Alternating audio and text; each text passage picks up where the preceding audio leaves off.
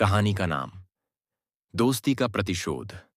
कभी कभी जीवन में हम उस इंसान से सबसे ज्यादा ईर्ष्या करने लगते हैं जिससे हम सबसे ज्यादा जुड़े होते हैं। यही ईर्ष्या जब प्यार और रिश्तों को निगल जाती है तब वो बर्बादी की तरफ पहला कदम बन जाती है।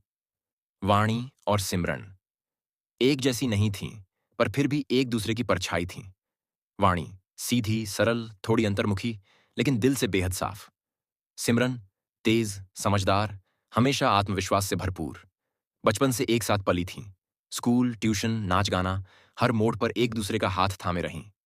उनके माता पिता भी एक दूसरे को वर्षों से जानते थे। अक्सर जब घर में कोई दावत होती, वाणी सिमरन के घर जाती या सिमरन उसके घर। लेकिन एक फर्क था। जहां वाणी पढ़ाई में थोड़ी कमजोर थी, वहीं सिमरन टॉपर थी। पर डांस, वो दोनों का जुनून था। और यहां वाणी सिमरन से थोड़ी आगे थी। हर स्टेज पर वाणी को ज्यादा तालियां मिलती। जजेस भी अक्सर उसकी तारीफ करते। एक दिन सिमरन के पापा ने घर पर सबके सामने कहा, वाणी, तू तो सच में स्टार बन जाएगी, इतनी सुंदर नाचती है। सिमरन मुस्कुराई, पर भीतर कुछ चुभा था। धीरे धीरे यह चुभन ईर्ष्या में बदलने लगी।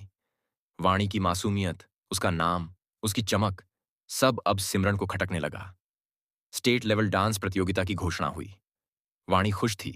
उसने सिमरन को गले लगाकर कहा, हम दोनों चुने गए हैं, चल फिर से एक साथ मंच पर छा जाएं।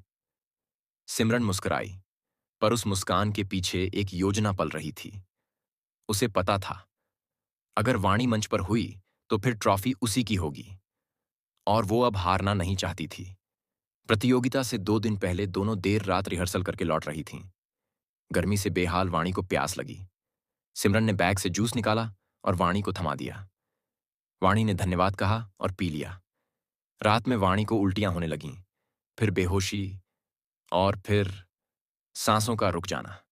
डॉक्टर्स बोले, हृदय गति रुक गई, शायद थकावट से।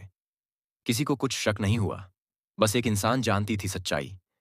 सिमरन वाणी की मौत के कुछ दिनों बाद स्टेट लेवल डांस प्रतियोगिता हुई। सिमरन स्टेज पर गई, भावनाओं को छिपाते हुए नाची और जीती भी। पर वो जीत वैसी नहीं थी। तालियों के बीच एक सन्नाटा था। रातों को नींद गायब थी। कभी वाणी की हंसी कानों में गूंजती तो कभी उसकी आंखों में सवाल दिखते। 1 महीने बीते। एक रात सिमरन के कमरे में खिड़की से ठंडी हवा आई। बल्ब फड़फड़ाया।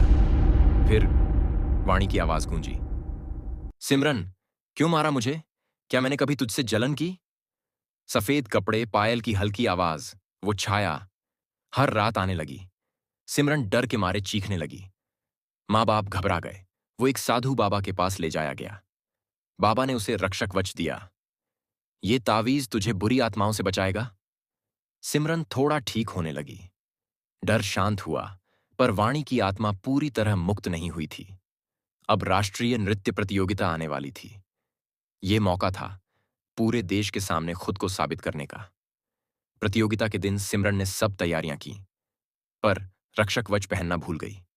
जैसे ही स्टेज पर गई, तेज रोशनी में उसकी आंखें पलटीं, शरीर कांपा, और फिर वाणी की आत्मा ने प्रवेश किया।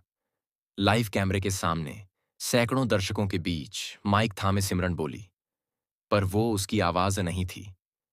मैंने मारा था वाणी को क्योंकि मैं उससे जलती थी।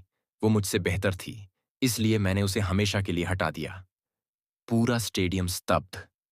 कैमरा लाइव था। लाखों लोगों ने देखा एक दोस्त का सच। सिमरन के माता पिता शर्मिंदा थे। वाणी के माता पिता रो रहे थे। पुलिस आई, साक्ष्य ढूंढे गए। जूस की बोतल, उस रात की फुटेज, सब सामने आया। सिमरन को 12 साल की सजा सुनाई गई। वाणी की आत्मा अब शांत हो गई थी। 12 साल बाद जेल से बाहर आई सिमरन चुप थी, टूटी हुई, पर अब पश्चाताप से भरी। उसने एक किताब लिखी, मैंने अपनी दोस्त को मारा, एक अपराधी की आत्मा।